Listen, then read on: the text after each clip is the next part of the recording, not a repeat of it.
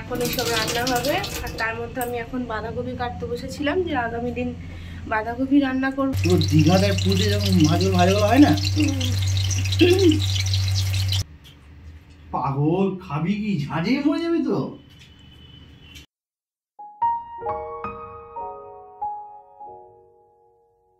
Hello বন্ধুরা, নতুন আরও একটি ব্লগে তোমাদের আবারও একবার জানাই সুস্বাগতম। কেমন আছো তোমরা সকলে? আমি কিন্তু আছি।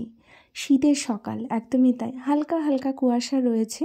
তবে আজকে না বেশ সকাল সকাল ঘুম থেকে উঠেছি। এতটা সকালেও প্রতিদিন ওঠা হয় না। তো সকাল সকাল ঘুম থেকে যখন উঠেছি, তো তোমাদের দাদাভাই বলল চলো আজকে বাজারটা করে নিয়ে আসবে আমার সঙ্গে। তো সঙ্গে সঙ্গেই সকালে ঘুম থেকে উঠে ফ্রেশ হলাম, ফ্রেশ হয়ে রেডি হয়ে নিয়েছি। আর রেডি হয়ে এখন বাজারের জন্য বেরিয়ে পড়েছি দুজন মিলে।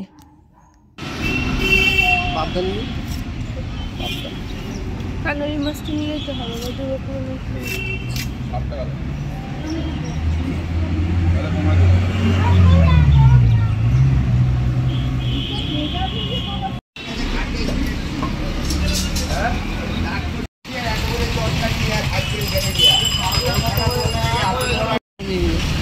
দামটা আমাকে বেশি দিত। টমেটো কটা আছে? টমেটো দুটো না কটা আছে। মোটামুটি কেনাকাটা কমপ্লিট। তো এবার মাছগুলো কেনার সময় বাজার টাজার কমপ্লিট করে ফেরার সময় লাল লাল মাছগুলো দেখে আমি থেমে যাই। আমি বলি কী মাছ এগুলো? তো বললো আমুদি মাছ, চলো নিয়ে নিই।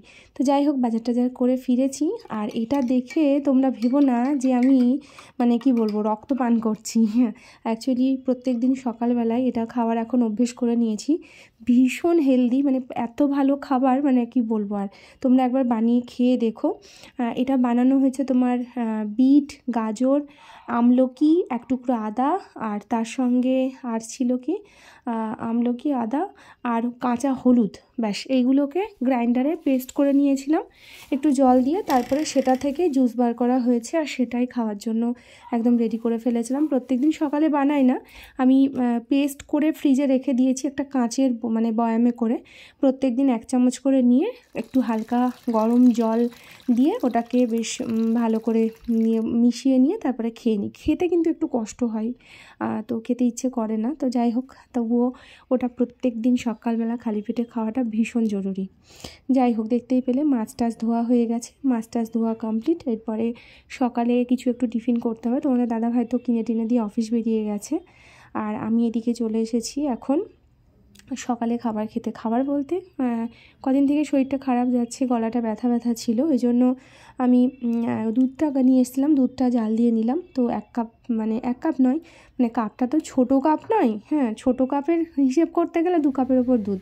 তো যাই হোক, খাওয়া দাওয়া সেরে একদম রান্নাঘরে বাকি কাজটা যখনও রয়েছে সমস্ত কমপ্লিট করব। তো ভাবলাম তার আগে আজকে রান্নাটা যতটা তাড়াতাড়ি সম্ভব ঝটপট সেরে নেওয়ার চেষ্টা করি।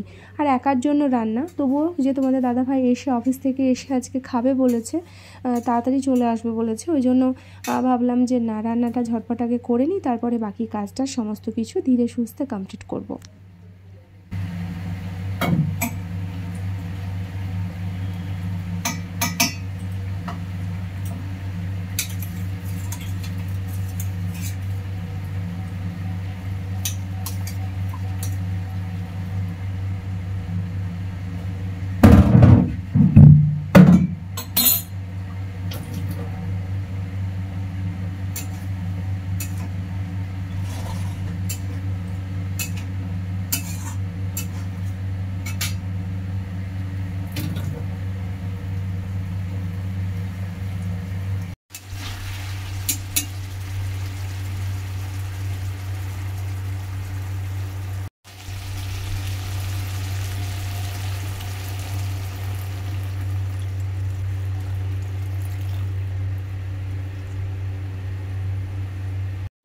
কমপ্লিট করে ফেলেছি রান্নাবান্না। আর রান্নার কাজ কমপ্লিট করার পরেই সঙ্গে সঙ্গে আমাকে রান্নাঘরটাকে ক্লিন করতেই হবে, ওই জন্য আগেই ঝটপট করে রান্নাঘর একদম পুরো ক্লিন করে নিলাম। আর রান্না করতে করতেই না চেষ্টা করি বাকি কাজগুলো একটু একটু করে কমপ্লিট করে রাখার। তাতে কি হয়, সময়টাও অনেকটা কিন্তু বেঁচে যায়। তো যাই হোক, সব কাজ সেরে স্নান টানও কমপ্লিট করে নিয়েছি। স্নান টান সেরে এবার আমি একদম না রোদ্রে থাকতে পারি না, রোদটা সহ্যই করতে পারি না, কিন্তু কিছুদিন থেকে এত ঠান্ডা লেগেছে, এতটা শরীরটা খারাপ, মানে স্নান করার পরে যেন মনে হয় যে এবার বিছানা থেকে শুয়ে পড়ি, আর উঠতেই ইচ্ছে করে না। তো সেই জন্য ভাবলাম যে না, এরকম করলে তো চলবে না, তাহলে শরীরকে মানে যত শোয়াবে তত সেই শুয়ে করে যাবে। তো সেই জন্য একদম ব্যালকনিতে চলে এসেছি। এখানে একটু বেশ কিছুক্ষণ বসবো, বসে আগে একটু রোদ্রে চুলটাকে শুকিয়ে নেব। শুকিয়ে নেওয়ার পরে, আর এত রোদটাকে তোমাদেরকে তো আগেই বলছিলাম, ব্যালকনিটাতে অনেকক্ষণ মানে বিকেল যতক্ষণ পর্যন্ত সূর্যাস্ত হবে ততক্ষণ পর্যন্ত আমার ব্যালকনিতে কিন্তু রোদটা আমি কিন্তু পাই। শীতের সময় তো ভীষণ ভালো লাগে, আর গরমের সময় ঠিক ততটাই বিরক্ত লাগে এই রোদটাকে। হ্যাঁ, তখন মনে হয় যে জানলা দরজা কেন, বাইরে ব্যালকনিটাতেও যদি আমি একটা করে পর্দা দিয়ে দিতে পারতাম তাহলে খুব ভালো হতো। তখন আর এই রোদটাকে মানে একদমই নেওয়া যায় না। তো যাই হোক, খাওয়া দাওয়াও হয়নি এখনও পর্যন্ত, একটু রোদে বসবো। তারপরে ঠাকুর পুজো দেওয়া হয়নি, ঠাকুর পুজো দিতে হবে, পুজো টুজো দেবো, পুজো টুজো দিয়ে তারপরে একদম পুরো দুপুরে খাওয়া দাওয়া শুরু করব। রান্না জানো তো আজকে সেরকম রান্না আর কিছুই করিনি, মাছটা আনা হয়েছিল, মাছটা করেছি। আর এদিকে দেখো এখানে করলা সেদ্ধ দিয়েছিলাম, আর তার সঙ্গে ছিল ফুলকপি আলু দিয়ে মাছের ঝোল। আর কি চাই বলো। আর ওই যে ছোট ছোট মাছগুলো নিয়ে এসেছিলাম, ওগুলো রাখা আছে, ওগুলো রাত্রে হবে। ঠান্ডা লেগেছে কয়েকদিন থেকে, শরীরটা ভালো যাচ্ছে না। দাঁড়াও, আর এখন বাজে ঘড়িতে দেখো 8:30, সরি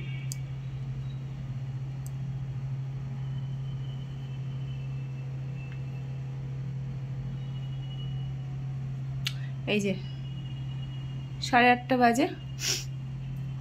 তা এখন কি নিয়ে এসছে দেখো, এখন রাত্রে রান্না হবে। এখন দেখাই চলো তোমাদের।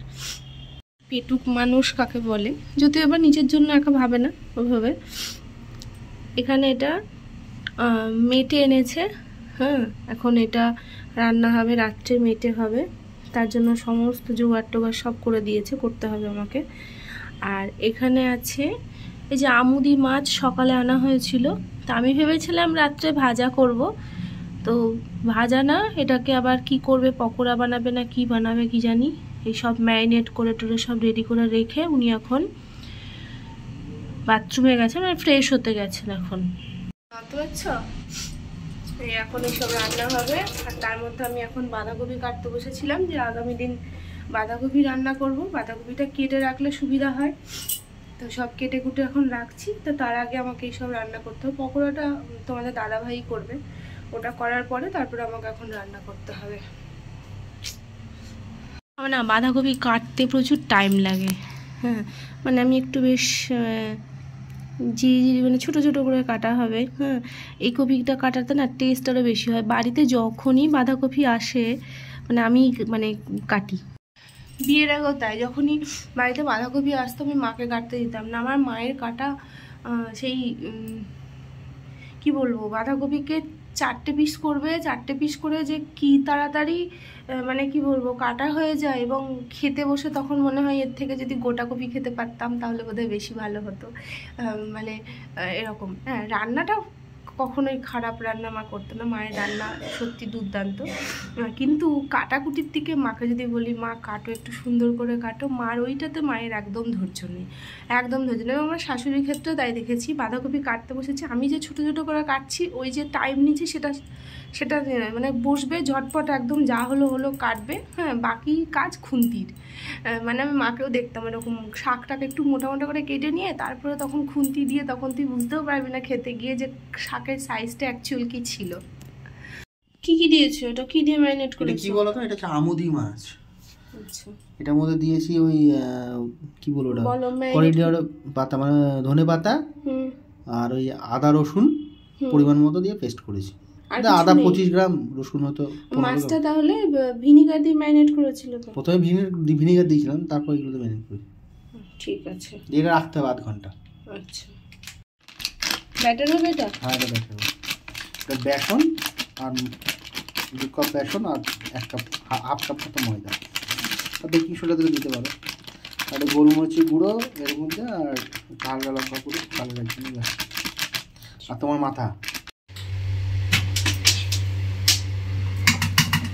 আর আমার ভিডিও নেই।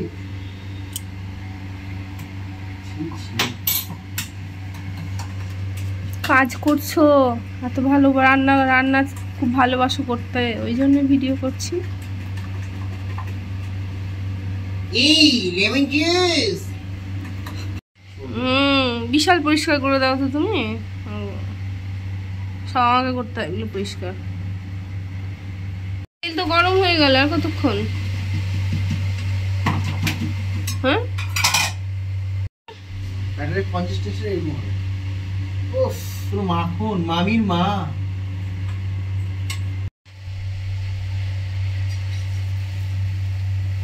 গ্যাসটা বাড়িয়ে দেবো? না, লো থাকবে তো? একটু বাড়া।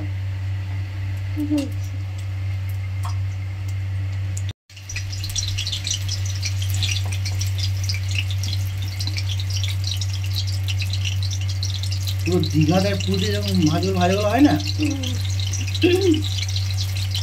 মানে এখন কি আমরা দীঘাতে আছি না পুরীতে আছি? হ্যাঁ এখন দীঘাতে আছি না পুরীতে আছি? আমি বাড়িতে আছি। মানে মাছ ভাজলে দীঘা পুরী চলে যায় নাকি?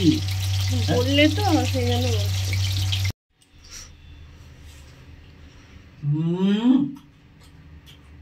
পাগল, খাবি কি? ঝাঁঝে মরে যাবি তো। আরে একাই সবটা খাবে নাকি? তুমি ক্যামেরাতে দেখো। সেই হয়েছে। রান্নাবান্না কমপ্লিট, দেখতেই পেলে। মাছটা সত্যি অসাধারণ করেছিল, আমুদি মাছটা যেটা ওই ফ্রাইটা, ওটা সত্যি দুর্দান্ত হয়েছিল। আর বাকি রান্না সব কমপ্লিট হয়ে গেছে। তো এবার আমরা রাত্রের খাওয়া দাওয়া করব। তো যাই হোক, আজকের ভিডিওটা এই পর্যন্তই রইলো। কেমন লাগলো আজকের ভিডিও তোমাদের অবশ্যই তোমরা কমেন্টে জানিও। আর হ্যাঁ, যদি ভালো লাগে তাহলে একটা লাইক করে দিও ভিডিওটাতে। যারা এখনও চ্যানেলটিকে সাবস্ক্রাইব করনি ভাবছো, ভেবো না, ঝটপট চ্যানেলটিকে সাবস্ক্রাইব করে পাশে থেকো। খুব তাড়াতাড়ি তোমাদের সামনে আমি আবারও হাজির হব নতুন আরও একটি ভিডিও নিয়ে। ততক্ষণ পর্যন্ত প্রত্যেকে সুস্থ থেকো আর ভালো থেকো।